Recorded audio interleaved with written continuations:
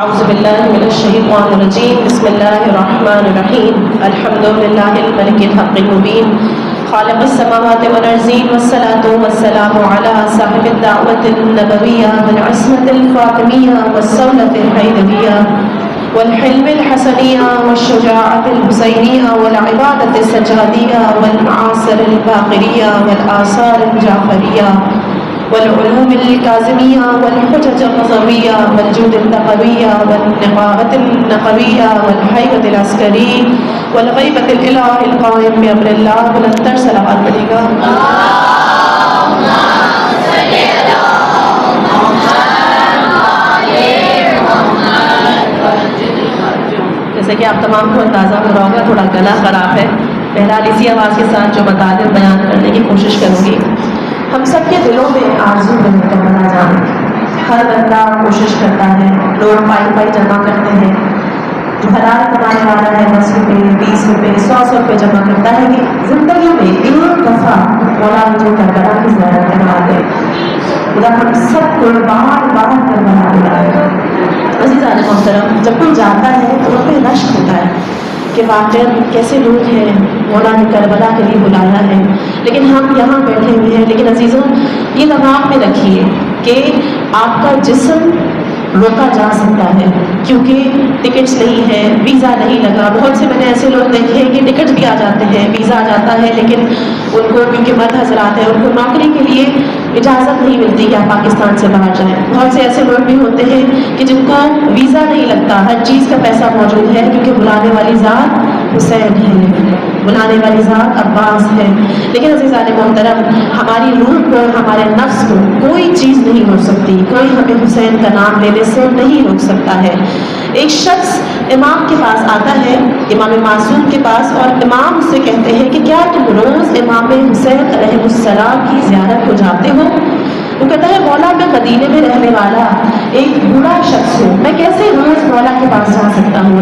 یہ ہمارے لیے ایک بہت عظیم ایک واقعہ ہے جو مولا بتا رہے ہیں. مولا اس کو کہہ رہے ہیں تم کیوں نہیں جاتے، تم روز امام حسین کی زیارت کیوں نہیں کرتے؟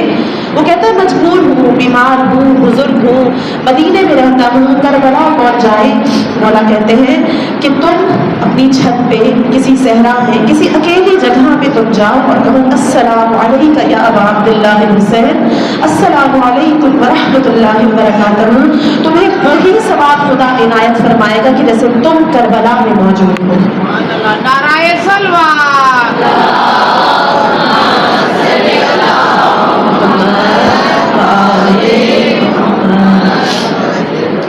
امام غریب اور امیر کے نہیں ہیں، امام ہمارے دلوں کے حالات کو دیکھتے ہیں.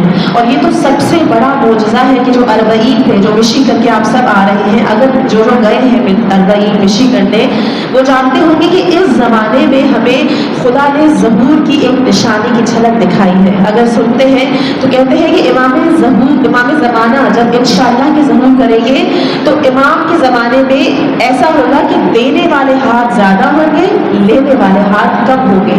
جو لوگ مشی میں گئے ہیں وہ سب جانتے ہیں کہ وہاں دینے والے بلکہ پکڑ پکڑ کے ظاہر سے کہتے ہیں نہیں تم کھاؤ. انسان کہتا ہے نہیں میرا پیٹ بھرا ہوا ہے، مجھے نہیں چیزیں چاہیے، لیکن وہ اس کو پکڑ پکڑ کے کہتے ہیں. اور وہاں دینے والے ہاتھ زیادہ، لینے والے ہاتھ کم ہے. وہ پورا ایک چھوٹا سا، تبھی تو لوگ اس اربعین سے گھبراتے ہیں. اسی وجہ سے تو یہ رستے بند کر دیے نا پاکستانی. ہم سب جانتے ہیں کس طرح سے رستے بند کیے. بہت سے لوگ جانا چاہ رہے تھے کیونکہ وہ گھبراتے ہیں کہ کہیں مہدی ظہور نہ کر جائے. عزیزان محترم، ایک استاد ہے آغا پناہیان، عالم دین ہے ایران کے. وہ بتاتے ہیں کہ ایک دفعہ مجھے کربلا جانا تھا، میرا ٹکٹ کا بندوبست ہو گیا لیکن میرا ویزا نہیں لگا. ابھی میرے پاسپورٹ میں ویزا لگنا تھا، ویزا نہیں لگا. اور مجھے آخری تاریخ دی تھی کہ جمعے تک آپ کو ویزا لگ جائے گا. جمعے کی صبح ہو گئی، ویزا نہیں لگا. اور وقت گزرتا رہا. جب عصر ہوئی اور عصر کی نماز پڑھی تو بالکل نا امید ہو گیا. بہرحال چہلم اپنے ہی ملک میں گزارا. 21 اور 22 2 دن گزرنے کے بعد ایک اور عالم دین ان کو فون کر کے کہتے ہیں کہ آقا میں نے آپ کو خواب میں کربلا میں امام حسین کے روضے پر دیکھا ہے. وہ کہتے ہیں نہیں آقا میں وہاں گیا ہی نہیں. کہتے ہیں ہاں لیکن مجھے ایک نہیں کئی دفعہ یہ خواب زیارت میں آئی اور میں نے اپنے بزرگ عالم دین سے پوچھا تو وہ کہتے ہیں کیونکہ اس شخص کا دل اتنا تڑپ رہا تھا کہ مولا نے اس کو اپنے کربلا میں بلا لیا. یعنی اگر واقعاً آپ کا دل مولا کے لیے تڑپ رہا ہے تو مولا خود بخود آپ کو کربلا میں آپ کی روحوں کو بلا لیتا ہے. آپ کے جیسے ایک فرشتے کو تعینات کر دیتا ہے کہ وہ وہاں پر مسلسل طواف کرتا ہے, وہ وہاں کی زیارت کرتا ہے, ایک ایک جگہ پر جاتا ہے. عزیزان حسرت کرنا ضروری ہے, اپنے دل میں یہ رکھے کہ کاش میں کربلا میں ہوتا. جس طرح سے ہو سکے اپنے سامان کو تیار رکھے کہ کبھی بھی ہو سکتا ہے کہ مولا میرا نام زائرین ابا عبداللہ حسین میں لکھ دے. یہ جو اندر سے مانگتے ہیں کروڑوں کا کوئی سوال نہیں ہے. میں نے خود ایسے لوگ جاتے ہوئے دیکھے ہیں کہ جن کے پاس ایک پائی نہیں ہوتی وہ کربلا پہنچ جاتے ہیں, اور بہت سے ایسے لوگ دیکھے ہیں کہ جن کے پاس بے شمار پیسہ ہے, جن کے پاس سہولت ہے, لیکن وہ کربلا جانے کے بجائے کہیں اور چلے جاتے ہیں. بہرحال امام ہمیں بلا رہے ہیں, یہ بلانا ان کا کرم ہے. عموماً ایک سوال ہوتا ہے کہ عجیب و غریب سے لوگ بھی چلے جاتے ہیں جو امام کو نہیں مانتے, حتیٰ کہ اربعین پہ تو ہم سب جاتے ہیں, ہندو بھی وہاں جاتا ہے, عیسائی بھی وہاں جاتا ہے. تو لوگ کہتے ہیں کہ لوگ جاتے ہیں پھر اسی حالت میں واپس آ جاتے ہیں. بہت سی خواتین جو پردہ نہیں کرتی, بہت سے لوگ جو نماز نہیں پڑھتے, مولا ان کو بلا لیتا ہے. ہم تو 5 وقت کی نماز پڑھتے ہیں, مولا ہمیں کیوں نہیں بلاتا؟ تو عزیزان محترم ان کو ادھر تک بلانا یہ مولا کا کرم ہے, لیکن وہاں سے بغیر کچھ حاصل کیے واپس آ جانا یہ ان لوگوں کا فالٹ ہے. یہ عجب کرم ہے مولا کا کہ مولا نے ان کو بلایا کہ آؤ میرے در میں, میں تمہیں تبدیل کروں گا. لیکن وہ ظرف لے کر ہی نہیں گئے. اگر فرض کریں میں یہاں پر ایک تالاب ایک پانی کا رکھ دوں, کوئی اگر گلاس لے کر آئے گا تو اتنا ہی اس کو پانی ملے گا, کوئی کچھ نہیں لے کر آئے گا تو پانی اس کو نہیں ملے گا. تو آپ کے اوپر ہے کہ آپ اس دسترخوان کرم سے کتنا کرم سمیٹتے ہیں, کس طرح سے اپنی زندگیوں کو تبدیل کرتے ہیں. امام نے کربلا میں لوگوں سے کہا کہ تم جاؤ. اگلی ہی صبح مولا کیا کہہ رہے ہیں, حل من ناصر ینصرنا. مولا دعوت دے رہے ہیں اور ایک طرف مولا کہہ رہے ہیں جاؤ, کیونکہ مولا بتانا چاہ رہے ہیں کہ میں نے جو حل من کی سزا دی ہے وہ صرف اس وقت کے نوجوانوں کے لیے نہیں ہے, اس وقت کے شیعوں کے لیے نہیں, بلکہ وہ آنے والے جتنے بھی انسان ہیں تمام انسانیت کے لیے یہ حل من ناصر کی سزا تھی. حتیٰ کہ مولا نے کہا تھا کہ میں نے چراغ بجھا دیا ہے, جس جس کو واپس جانا ہے چلا جائے, میں تمہاری بہشت کی ضمانت دیتا ہوں. لیکن وہ تھے کہ جنہوں نے مولا کا ساتھ دیا, اس وقت بھی مولا کا ساتھ انہوں نے نہیں چھوڑا. تو عزیزان یہ ہماری ظرفیت ہے کہ ہم کربلا تک پہنچانا یہ کرم والوں کا مقام ہے کہ وہ ہمیں کربلا بلا لیتے ہیں. لیکن اب وہاں سے ہم کیا صرف در و دیوار چوک کر آ رہے ہیں یا واقعاً ہم کچھ لے کر آ رہے ہیں؟ ہم کیوں نہیں وہ چیز درد کرتے, ہم کیوں نہیں ان کے در سے ایمان کو مانگتے, ہم کیوں نہیں ان سے خدا کا قرب مانگتے ہیں, ہم کیوں نہیں ایسی دعائیں کرتے کہ یا اللہ ہمیں ایسا بنا دے کہ ہم ایک لحظہ تمہارے بغیر نہ رہ سکتے, پوری زندگی ہر وقت سے خدا کو یاد ہو یا امام یاد ہو. ہم کیوں اپنے امام زمانہ کے لیے اس طرح نہیں تڑپتے کہ جیسا ہمیں تڑپنے کا حق ہے؟ امام زمانہ تے منزل سلوات.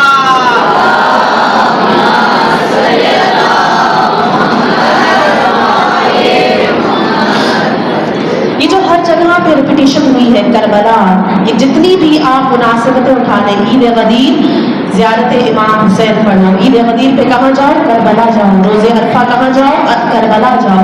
کیوں اتنا کربلا کا حکم ہے؟ کیونکہ مسلسل بتایا جا رہا ہے کہ حسین کا ساتھ دینے والے کیسے تھے, حسین کا ساتھ دینے والے صحابیوں میں وہ کون سے گن تھے کہ جو تمہیں تمہارے وقت کے حسین کے لیے کام آئیں گے. ہمارا بھی حسین زندہ ہے, امام مہدی زندہ ہے, اور ہمیں ان کے لیے اٹھنا ہے.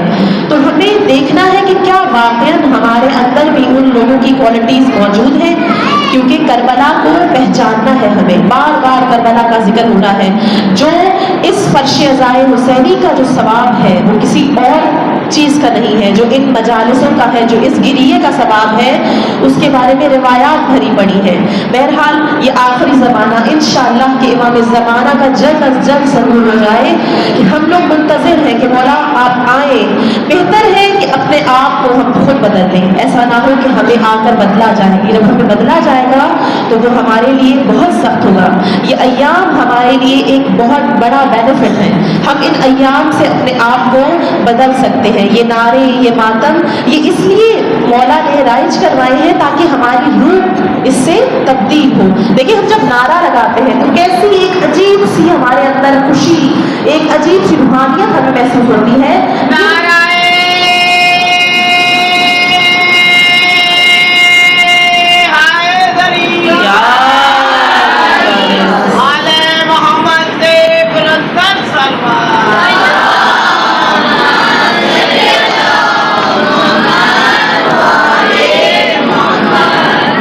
انشاءاللہ کہ آخری وارث آنے والا ہے. اگر ہم صرف اپنے بدن کو، اپنے جسمانی اعضاء کو صرف خوشبودار کریں تو کیا ہم امام کا ساتھ دیں گے؟ نہیں. ہماری روح کو متقی ہونا چاہیے. ہمیں ہماری روح نے ان کا ساتھ دینا ہے. عزیزان محترم، ہم سب جانتے ہیں کہ پہلا جو زائر تھا جابر بن عبداللہ انصاری، امام حسین علیہ السلام کے بہت نزدیکی دوست. رسول اللہ کا زمانہ بھی دیکھا، مولا علی علیہ السلام کا زمانہ بھی دیکھا. روایات میں ہے کہ جب یہ عطیہ نامی اپنے غلام، یا کچھ لوگ ان کو اور غلام سے متعارف نہیں کرتے، بہرحال ان کے ساتھ عطیہ بھی اس سرزمین کربلا میں پہلے زائر آئے تھے. جب یہ لوگ آئے تو اس وقت انہوں نے عطیہ سے کہا کہ مجھے وہی ثواب ملے گا کہ جو شہدائے کربلا کو ملا ہے. تو عطیہ حیرانی سے سوال کرتے ہیں کہ ہم نے تو کوئی جنگ نہیں لڑی، ہم تو خون آلود نہیں ہوئے، ہمارے تو سر نہیں کٹے. جو صعوبتیں ان لوگوں نے اٹھائیں وہ ہم لوگوں نے تو نہیں اٹھائیں. پھر ایسے کیسے ممکن ہے کہ ہم شہدائے کربلا میں شمار ہوں؟ تو جابر کہتے ہیں کیا تم نے رسول اللہ کی وہ حدیث نہیں سنی کہ اگر کوئی انسان ارادہ کرے لیکن مشکلوں کی وجہ سے اس جگہ تک نہ پہنچ سکے تو انسان کو پھر وہی ثواب ملتا ہے کہ جو اس کا ارادہ ہوتا ہے. اور جابر ایک ایسی شخصیت تھے کہ واقعی ان کا ارادہ تھا کربلا پہنچنے کا، لیکن کچھ حالات کی وجہ سے آپ کربلا نہیں پہنچ سکے. تو اپنے ارادے کو مضبوط رکھیں تاکہ آپ خود بخود امام حسین کے صحابیوں میں شامل ہو جائیں. مولا کا جملہ ہے نا کہ جب بھی میرا ذکر سنو تو کیا کہو؟ یا لیتنی کنت معکم فوزا عظیما. اے کاش میں بھی ہوتا، اپنی جان قربان کر دیتا. اے کاش مولا میں ہوتا تو میں آپ کے بچے قربان ہونے نہ دیتا.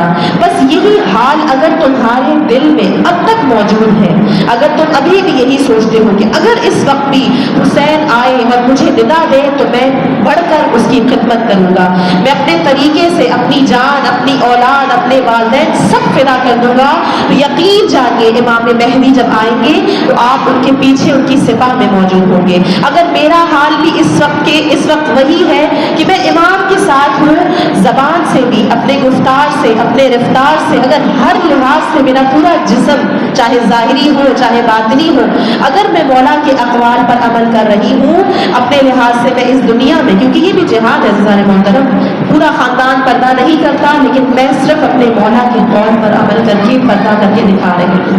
پورا گھر مجھے کہہ رہا ہے چھوڑو ایک دن چھٹی کا ہے، کیوں جا رہے ہو مشین میں، تھوڑی دیر کی تو ہے. نہیں، اگر میں یہ سب کچھ چھوڑ کے نہیں، مجھے اپنے مولا کے لیے جانا ہے، اس لیے نہیں کہ لوگ دیکھیں، مولا کے لیے جانا ہے تو مولا خود بخود مولا کی نگاہیں آپ کے اوپر ہے کہ یہ وہ میرا شخص ہے کہ جو میرے ضرور کے بعد میرا ساتھ دے گا. لیکن اگر آپ کی دل کی کیفیات نہیں ہے، آپ نے اپنے نفس کو اس قابل نہیں بنایا، جیسے کہ وہ کوفے والے تھے، مولا کو ہزاروں میں خط لکھا گیا، ایک نہیں دو نہیں، ہزاروں میں خط لکھے، لیکن ان سب کی تلواریں مولا کے ساتھ تھیں کیونکہ وہ دل سے مولا کے ساتھ نہیں تھے. وہ ڈرتے تھے دنیاوی عہدے نہ چھن جائیں، دنیا میں کوئی مشکلات نہ ہو. تیار رکھیں اپنے آپ کو کہ اگر واقع میرے سامنے میرا گھر بھی چلا جائے لیکن مجھے مولا کا ساتھ دینا ہے. ایسا نہ ہو کہ کسی گھر کی وجہ سے، کسی اولاد کی وجہ سے، شوہر کی وجہ سے، بیوی کی وجہ سے، کسی وجہ سے میرا پیر ڈگمگائے اور میں اپنے وقت کے امام کا ساتھ نہ دے سکوں. کیونکہ یہ محبت دیکھنی ہے، یہ دعویٰ کھوکھلا نہیں ہونا چاہیے. اگر دعویٰ کھوکھلا ہے تو پھر خدا حافظ کہہ دے اس درس کو. یہ آپ کی مولا مشکلات تو دور کرنے والے ہیں، ہر پریشانی دنیا بھی دور کرتے ہیں. مولا سے مانوی حاجات مانگے، مولا سے کہیں کہ مولا میرے دل میں وہ عشق پیدا کر دے. اگر ہم چھوٹے چھوٹے تھے اپنے بچپن یاد کریں، کبھی باپ لبیک یا مہدی، لبیک یا مہدی، لبیک یا مہدی، لبیک یا مہدی، لبیک یا مہدی، لبیک یا مہدی.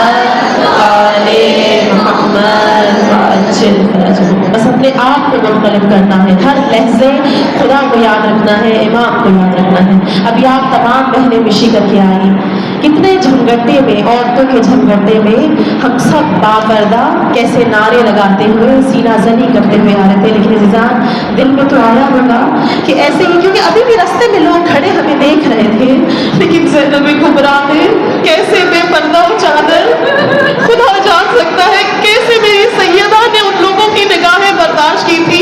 यकीन जाने इस पूरे पर्दे के आलम में भी मेरी हिम्मत नहीं हो रही थी कि बीबी सैयदा ने, जो कि बाबरहना बेपर्दा हाथ रस्म से बंधे हुए थे मेरी सैयदा के, कैसे मेरी बीबी को दर दर फिराया गया है। ये तो आम से लोग थे, हत्ता कि बहुत से लोगों के हाथ से नोहे की आवाजें आ रही थी। घरों में बेशुमार लोग नहीं थे, लेकिन एक दो मर्द भी अगर मुझे देख रहा था, मुझे मेरी बीवी याद आ रही थी। अरे मुझे ज़हरा याद आ रही थी जिसको दरबार में बुलाया गया। वज़ाने मोहतरम, आज मैं जाबिर को तो हम सब जानते हैं, रिवायात में है कि जाबिर नाबीना शख्स थे।